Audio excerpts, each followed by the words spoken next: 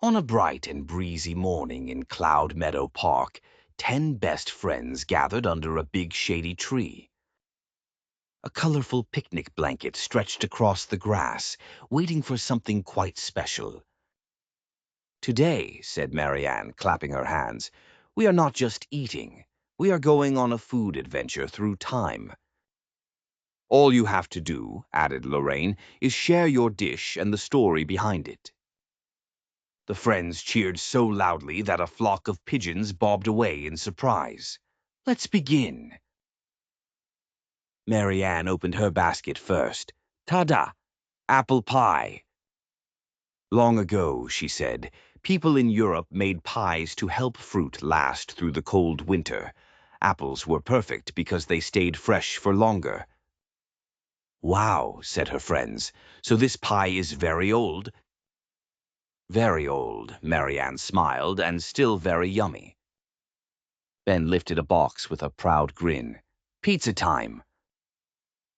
"Pizza began in Italy," he explained. "People put tomatoes, cheese, and bread together to make a quick meal."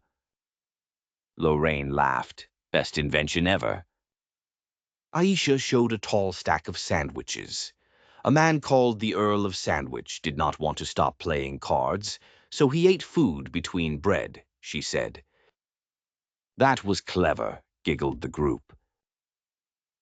Leo carefully opened a cooler. "Ice cream." "People in ancient China mixed ice with milk and flavors," he said.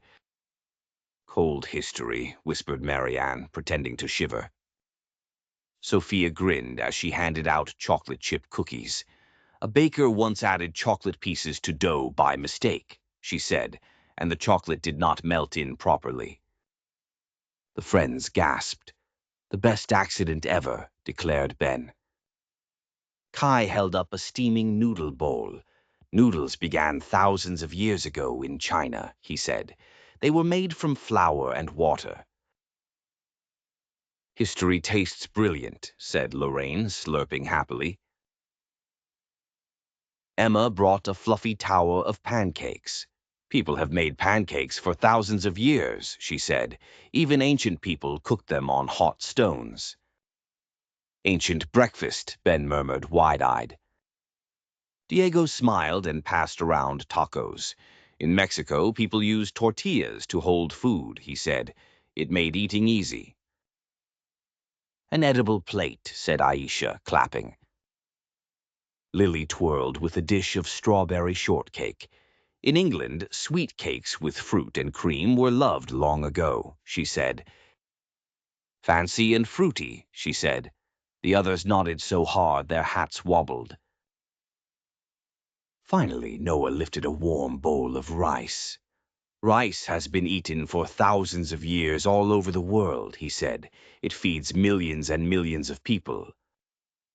"That is amazing," everyone whispered. Just then the wind rustled the blanket and one corner flipped up. The apple pie almost rolled away.